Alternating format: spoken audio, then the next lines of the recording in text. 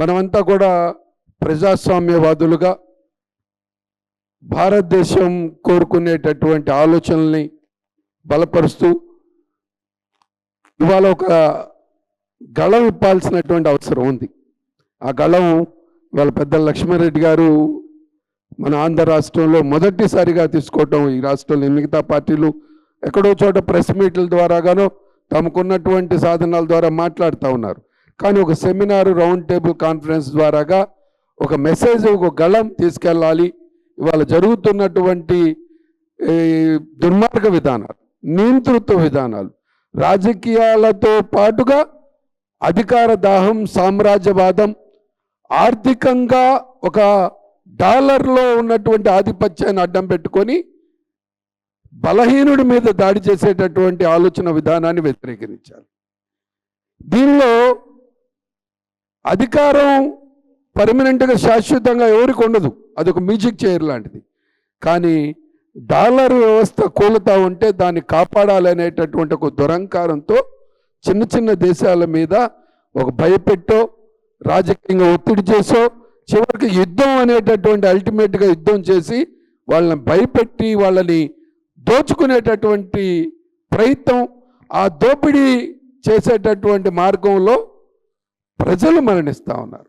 అమాయకులైనటువంటి ప్రజలు, దీనికి సంబంధం లేనటువంటి ప్రజలు, ఈ ఆలోచనలకి దూరంగా ఉన్నటువంటి ప్రజలు హత్య గావించబడుతున్నారు ఈ దుర్మార్గుల యొక్క ఆలోచన వల్ల. ఇది క్షమించకూడదు. ఇవాళ ఇజ్రాయెల్కి, ఇరాన్కి జరుగుతూ ఉంటే, బార్డర్లో యుద్ధం జరుగుతూ ఉండే అంశాల మీద మీరు మాట్లాడండి, ప్రపంచానికి చెప్పండి ఏం జరిగిందా, ఇరాన్ ఏం చేసిందా, లేదా ఇజ్రాయెల్ ఎందుకు యుద్ధం చేస్తూ ఉందా అనేటటువంటి చెప్పండి. కానీ అమెరికా ఏంటి సంబంధం? అమెరికా వాళ్ళు వచ్చి అణు యుద్ధాలు ఉన్నాయి, వాళ్ళ దగ్గర అణు ఆయుధాలు ఉన్నాయి పెట్టేటువంటి ప్రయత్నం. ఇందాక గఫూర్ గారు చెప్పారు, మేము యురేనియం ఓకే ఆపేస్తాం, అణు ఆయుధాలు లేవు, మేము అగ్రిమెంట్ జరిగితే ఆపేస్తామని చెప్పినటువంటి చరిత్ర ఉన్నప్పటికి కూడా కేవలం ప్రపంచంలో ఉన్నటువంటి ఆయిల్తో వ్యాపారం, ఆయిల్తో ఆదాయం ఉన్నటువంటి దేశాల మీద ఒక అధికారాన్ని చలాయించేటటువంటి ప్రయత్నం.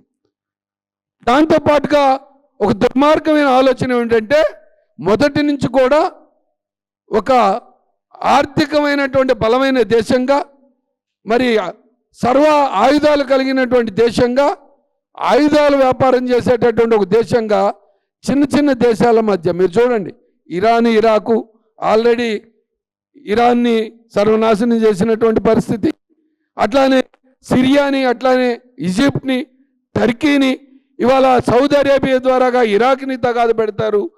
అలాగా ఎక్కడెక్కడైతే ఆర్థిక మూలాలు ఉన్నాయో ఆ మూలాల్లో అమెరికా వాళ్ళు తమ మిలిటరీని ఆ దేశాల్లో బేస్ ఏర్పాటు చేసుకొని ఆ దేశంలో ఉన్నటువంటి వాళ్ళ యొక్క మిలిటరీని 5,000 నుంచి మొదలు పెట్టుకుని 50,000 దాకా మిలిటరీని ఆయా దేశాల్లో రక్షణ పేరు మీద పోయి ఆ దేశం మీద పెత్తనం చేయటం, ఆ దేశంలో వాళ్ళ మిలిటరీకి కావాల్సిన జీతపత్యాలు, దాని మెయింటెనెన్సు, ఆ దేశంలో ఆ మిలిటరీ వాళ్ళు చేసేటటువంటి అకృత్యాలు కూడా భరించేటటువంటి విధానం, దాంతో పాటుగా ఆ మిలిటరీ ద్వారా పక్క దేశాలను భయపెట్టేటటువంటి ప్రయత్నం.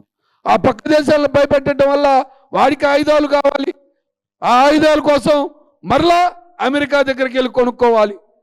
ఆయిల్ కాంట్రాక్టు, ఆయా దేశాలు ఎక్కడైతే ప్రొడ్యూస్ అవుతా ఉన్నాయో ఆ దేశాల్లో కొన్ని టెక్నాలజీ పేరు మీద కాంట్రాక్టులు తీసుకోవడం, నీకింత నాకింత, మీరు ఈ దేశంలో ఆయిల్ వస్తుంది కాబట్టి మీరు 50% తీసుకోండి, ఆయిల్ తీసినందుకు నేను 50% అంటాడు. ఆ 50% తీసుకున్న తర్వాత అతను స్టోర్ చేసుకుంటాడు అమెరికా వాడు. మిగతా 50% ఆ దేశంలో ఉన్నటువంటి, ఆ దేశంలో తీసిన ఆయిల్ ఎక్కడికి పోవాలా, దాన్ని కూడా గత్యంతరం లేక అమెరికాకి అమ్మేటటువంటి పరిస్థితి తీసుకొచ్చేటటువంటి ప్రయత్నం. కలిసి 100% కూడా ఆదాయం అమెరికాకి వెళ్ళాలనేటటువంటి ప్రయత్నం కోసం వాళ్ళ మిలిటరీ బేస్లు ఏర్పాటు చేసుకోవడం జరిగింది. ఇవాళ జరుగుతున్నటువంటి యుద్ధం ఏంటి? ఇందాక పెద్దగా లక్ష్మణ్ రెడ్డి గారు చెప్పారు, గాజా అనేటటువంటి ఒక ప్రాంతాన్ని సవాలా గుట్టగా మార్చినటువంటి చరిత్ర అమెరికాకి. ఆ గుట్టలన్నిటిని క్లీన్ చేస్తాను, దీన్ని సర్వాంగ సుందరంగా చేస్తాను, ఆ శివాల గుట్ట మీద ఒక టూరిజం పాయింట్ చేసి ఒక దేశ నిర్మాణం, ఒక జాతి నిర్మాణం చేస్తానని చెప్పి ప్రపంచ వేదికగా ప్రపంచాన్ని నమ్మేటటువంటి భ్రమించేటటువంటి ప్రయత్నం చేస్తూ ఉన్నారు. ఇది దుర్మార్గమైన చర్య. ఇజ్రాయెల్ ఇరాక్ యుద్ధం చేసుకుంటా ఉంటే, ఇరాన్ యుద్ధం చేసుకుంటా ఉంటే అమెరికా దూరి అమాయకమైన ప్రజలు, స్కూల్ పిల్లలు ఎక్కడికక్కడ ఇజ్రాయెల్లో కానివ్వండి, అది ఇక్కడ కానీ ఎక్కడైనా కూడా హత్య చేస్తూ ఉంటే మనం ఎక్కడికి పోతా ఉన్నాం అర్థం కావట్లా. మహాత్మా గాంధీ గారు ఈ దేశంలో పుట్టినటువంటి నేల ద్వారాగా ఒక శాంతి కావాలనేటటువంటి కోరిక ఉండేటటువంటి, ప్రపంచ శాంతి కోసం మనం అంతా కూడా అలీన ఉద్యమం, అలీన దేశాల కూటమి ఏర్పాటు చేసుకొని ఒక హెచ్చరించేటటువంటి ప్రయత్నం ఆ రోజు జరిగినాయి. కొంత భయం ఉండేది. కానీ ఈ రోజున అమెరికా చేస్తున్నటువంటి దుర్మార్గమైన విధానాల్లో నాటో దేశాలు కూడా ఇవాళ అమెరికాతో కలిసి రావట్లా. ఇందాక మెక్సికో దేశం పేరు తీసుకున్నారు. మెక్సికో కూడా నాటో దేశాల్లో ఉన్నటువంటి ఒక దేశం చెప్పింది, మీ చేతనైంది మీరు చేసుకోండి, ఈ యుద్ధం ఎందుకు వచ్చిందో మా దేశానికి సంబంధం లేదు, మా ప్రజలకు సంబంధం లేదు, మీరు తెలుసుకోండి, మేమైతే దీంట్లో రాము అని చెప్పేటటువంటి సాహసం చేసినటువంటి పరిస్థితి. ఈ విధంగా నాటో దేశాలను కూడా యుద్ధం వైపు తీసుకొచ్చి ఒక భయానక వాతావరణాన్ని తీసుకొచ్చేటటువంటి ప్రయత్నం చేస్తూ ఉన్నారు. ఒక ఉన్మాది, ట్రంప్ అనేటటువంటి ఒక ఉన్మాది ఎంత భయంకరుడు అంటే తన యొక్క వయసు రీత్యా కూడా భయానకంగా ప్రపంచంలో హిట్లరు, ముస్సోలినీలాగా ఏదో ఒక నియంతలాగా నిలబడిపోవాలనేటటువంటి ప్రయత్నం ఏదన్నా అతనిలో ఉందేమో నాకు తెలియదు. కానీ ఇది ప్రజాస్వామ్యానికి, ప్రజల జీవన విధానానికి, ప్రజల ప్రాణాల మీదకి ఇది మంచిది కాదు అనేటటువంటిది బలంగా నమ్ముతా ఉన్నాం. దీనిలో భారతదేశాన్ని కూడా మినహాయించేటటువంటి పరిస్థితి లేదు. ఇవాళ మనం ఆలోచన చేయాలి. ఇది భారతదేశం మీద తీవ్రమైన ప్రభావం. మనకి ఇవాళ జరుగుతున్నటువంటి ఇరాన్తో జరిగేటటువంటి యుద్ధం కానీ, మరి ఇజ్రాయెల్తో కూడా ఇద్దరితో కూడా సత్సంబంధాలు ఉన్నాయి మనకు మొదటి నుంచి కూడా. వాళ్ళ దగ్గర నుంచి మనకి వ్యాపార వాణిజ్య సంబంధాలు ఉన్నాయి. ఇద్దరూ సమానంగా ఉండాల్సినటువంటి అవసరం ఉంది. ఏమొచ్చిందని చెప్పి యుద్ధం జరిగే 2 రోజుల ముందు మరి నరేంద్ర మోడీ గారు అక్కడికి వెళ్ళటం, ఇది నా ఫాదర్ ల్యాండ్ అని చెప్పి చెప్పడం, ఆయన అక్కడి నుంచి రాగానే 2వ రోజే యుద్ధం మొదలు పెట్టడం జరిగింది. కానీ ఏ రోజైనా యుక్రెయిన్ రష్యా యుద్ధాన్ని ఆపుతున్నాడు మరి విశ్వగురు అని చెప్పి చెప్పుకునేటటువంటి నరేంద్ర మోడీ గారు ఎందుకు ఈ యుద్ధం గురించి నోరు విప్పట్లేదో ఒకసారి మనం ఆలోచించాలి. దీని మీద మాట్లాడాలి. మనం ఎక్కడొచ్చో నోరు విప్పాలి. ఎందుకంటే 2 దేశాలు ఇవాళ ఇరాన్లో ఉన్నటువంటి దానిలో మనం పోర్ట్ ఏర్పాటు చేసుకున్నాం మన సొంత డబ్బులతో. ఇరాన్లో కూడా మనకున్న వ్యాపార లావాదేవీల కోసం మనం అక్కడ ఆయిల్ తీసుకురావడానికి కానీ మన యొక్క ప్రొడక్ట్ని ఆ దేశానికి పంపించడం ద్వారా అక్కడ ఒక బేస్ ఏర్పాటు చేసుకొని చేస్తూ ఉన్నటువంటి పరిస్థితి. అది కూడా ఇవాళ ప్రమాదంలో పడితే కూడా నరేంద్ర మోడీ గారు ఒక్క మాట మాట్లాడలేనటువంటి పిరికి ప్రధాని.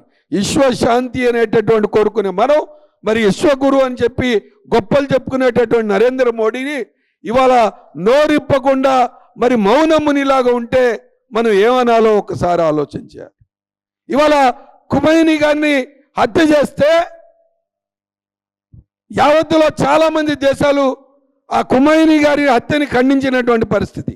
అమెరికా భయపెట్టింది, మీరెవరు కూడా ఆ దేశ అంబసీలోకి వెళ్ళి దానికి సంతాపంగా సంతకాలు పెట్టొద్దు అని చెప్పి హుకుం జారీ చేస్తే 3 రోజుల వరకు కూడా భారతదేశం సంతకం పెట్టలేనటువంటి పిరికి ఆలోచనతో మన విదేశీ రాజనీతి ఉన్నటువంటి పరిస్థితి.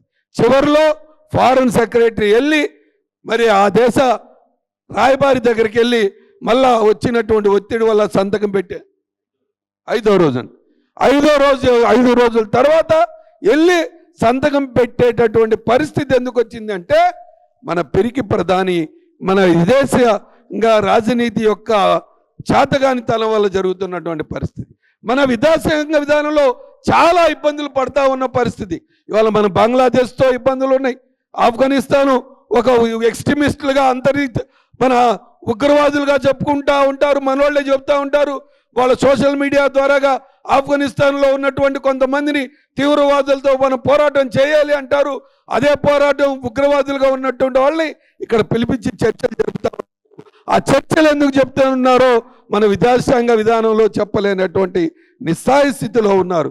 ఇవాళ బంగ్లాదేశ్లో జరుగుతున్నటువంటి దానిలో బంగ్లాదేశ్లో ఎందుకు మనం ఇక్కడ తీసుకొచ్చి వాళ్ళకి రక్షణించాము, అక్కడున్న పార్టీ అధికారంలోకి వచ్చినటువంటి పార్టీతో ఏ విధంగా మన విదేశాంగ విధానం ఉందో చెప్పలేనటువంటి ప్రధానమంత్రి ఇవాళ మన దేశంలో ఏ విధంగా విశ్వశాంతిని కోరుకుంటాడో అర్థం కానటువంటి పరిస్థితి ఉంది.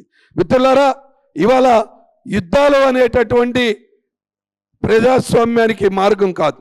మనల్ని ఈ యుద్ధాలు చేసేటటువంటి క్రమంలో మనల్ని ప్రపంచ శాంతి నుంచి దూరంగా తీసుకెళ్లేటటువంటి ప్రయత్నం చేస్తూ ఉన్నారు. జాతి వైషమ్యాల ద్వారాగా, భాష వైషమ్యాల ద్వారాగా, మతం వైషమ్యాల ద్వారాగా దేశాలను విభజించేటటువంటి ప్రయత్నం మొదలైంది. ఇది ఈ ప్రపంచానికి కానీ ఈ దేశానికి కానీ మంచిది కాదు. దీని మీద మనం ఇక్కడ ఉన్నటువంటి ప్రతి ఒక్కళ్ళు కూడా ఎక్కడో చోట కూర్చున్నప్పుడు ఇటువంటి ఈ విషయాన్ని మనం చర్చించుకొని దాన్ని ప్రజల మధ్యకి, మనకు ఉన్నటువంటి సంఘాల మధ్యకి, మనకు ఉన్నటువంటి రాజకీయ ప్లాట్ఫారాల మీద ఈ మాట్లాడేటటువంటి ప్రయత్నం చేయాలి. చేయకపోతే ప్రపంచానికి ముప్పు కలిగేటటువంటి ప్రమాదం ఉంది. ఇవాళ ఈ యుద్ధం ఏదో ఆ 2-3 దేశాల్లో జరగడం కాదు. ఆ 2-3 దేశాలకి ఎంత ఇబ్బంది వచ్చిందో అది మాటల్లో ఎప్పుడే చెప్పేటటువంటి పరిస్థితి కాదు. యుద్ధం ముగిసేటటువంటి పరిస్థితి కనబట్టలేదు. మొదట్లో ట్రంప్ గారు వారం రోజుల్లో ముగింపు చేసేస్తానని చెప్పాడు. ఇవాళ చూస్తూ ఉంటే జూన్ దాకో, జూలై దాకో, ఆగస్టు దాకో, సెప్టెంబర్ దాకో వెళ్ళేటటువంటి ప్రయత్నం జరుగుతూ ఉంది.